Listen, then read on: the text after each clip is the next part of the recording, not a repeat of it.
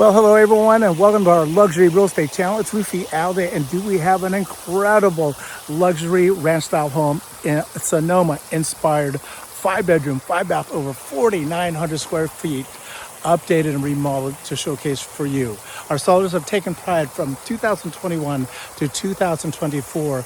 We've invested over $900,000 to showcase what we get to showcase today. It is unbelievable. Again, we're located in a serene cul-de-sac lot, no HOA. So if you're looking for serenity, security, yet accessible to all the amenities here in the city of Clovis, stay tuned to the end. Do we have an incredible luxury home to showcase with you here at 11735? Because at the end, you get to see an incredible 500 bottle wine cellar. And behind me, if you're looking for a multi-generational suite, we have this. So stay tuned again. Again, it's Rufi Alday. Welcome to this incredible luxury 11735 E Santa Avenue. Welcome home.